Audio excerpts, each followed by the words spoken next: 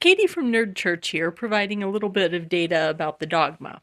If you saw our second Sunday in Lent episode, which I know is a bold assumption on my part, you would have seen Amanda and Aldo and I getting a little bit disturbed and confused by the fact that the LDS Church has decided to reschedule Easter by combining Easter celebrations with Palm Sunday celebrations rather than rescheduling General Conference. Now, some people, particularly if they are LDS or just don't come, or they're secular, or they just don't come from a liturgical form of Christianity, might think that that seems like a little bit of like pointless boundary maintenance and gatekeeping on our part. However, the reason, and I will admit that there probably is an element of that in there, where it's kind of like, not that we're trying to police what other people do in their own religions, but what we are saying is if you're going to do it, please understand what you're doing and why. Because for Christians who are coming out of a liturgical tradition, the two big holidays are Christmas and Easter. Even people who have really troubled relationships with their faith, or who just are somebody who doesn't care about religion that much, will make a point of going to church on Easter.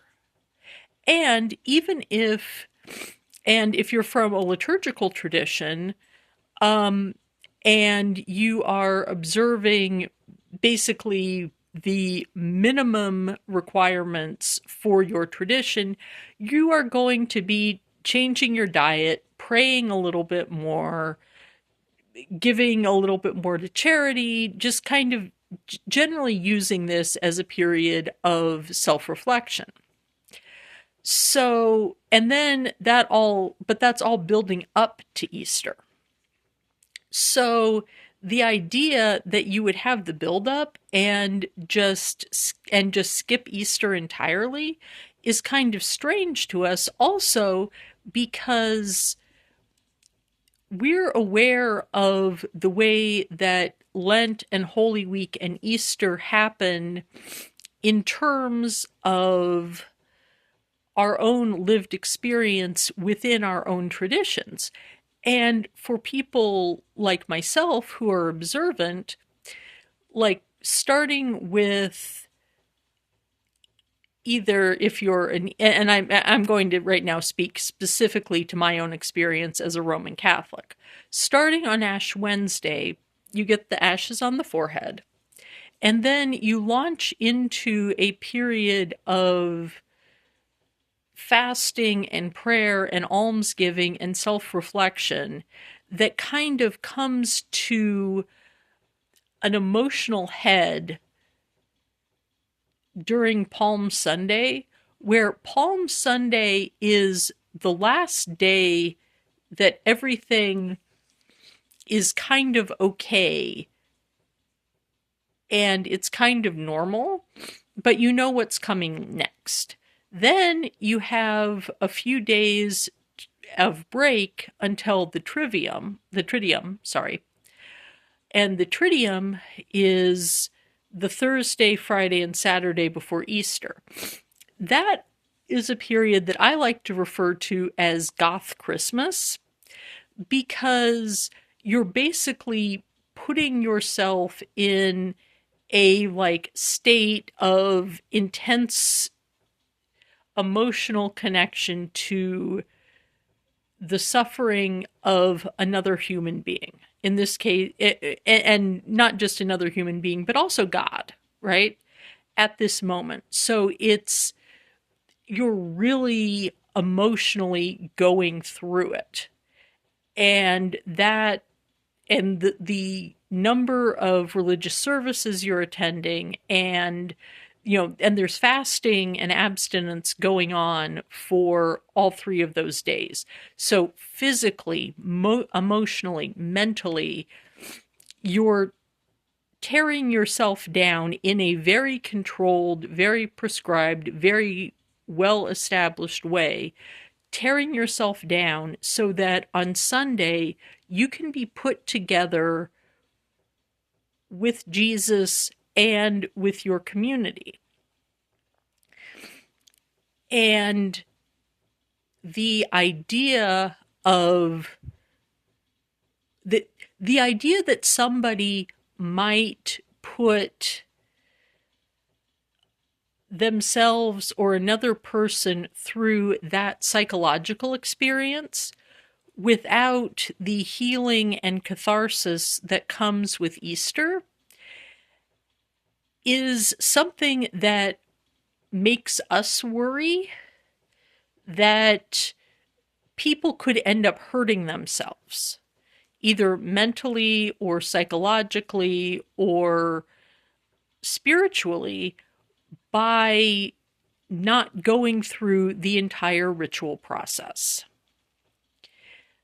Then there's just what it said, because for people who are coming from a liturgical tradition, we have an intense language of symbols that we draw from, and an intense language of ceremony that we draw from.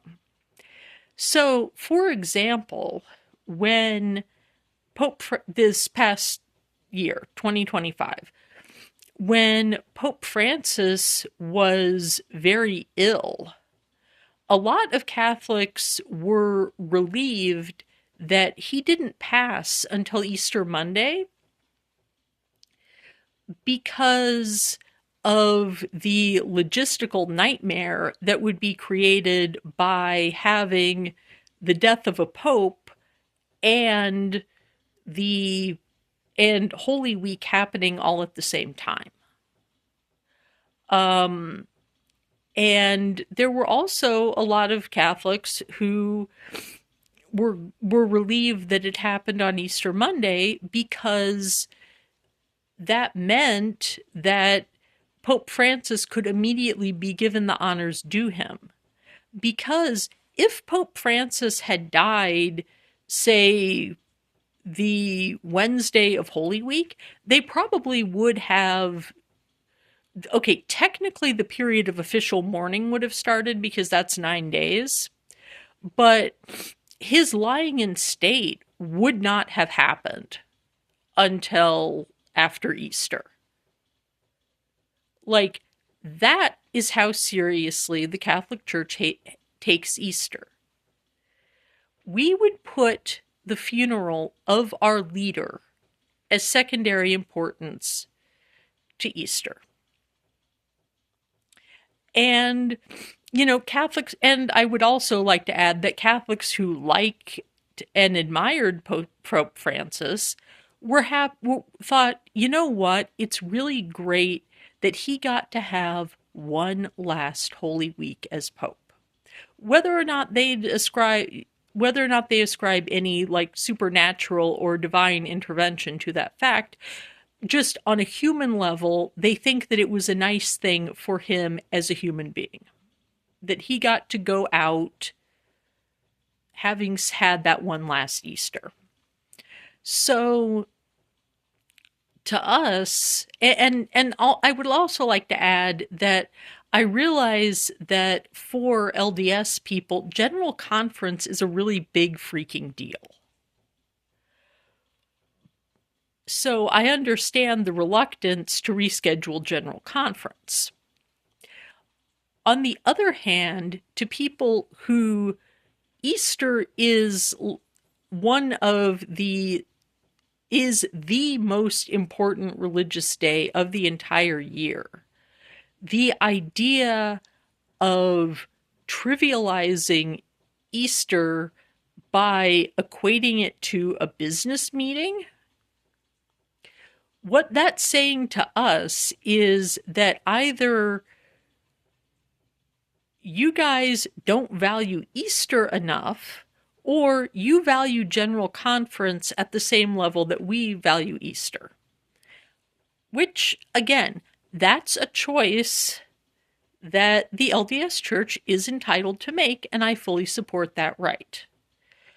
The purpose of this video is just to explain how that looks to the rest of the world, especially when some LDS people are starting to, and the LDS Church as an institution is starting to play around with adopting some Holy Week customs. It just doesn't fit. It doesn't comport with what we're used to in such a way that it causes confusion and a little bit of offense. So that's what's going on. That's where we're coming from. And remember, it's all love.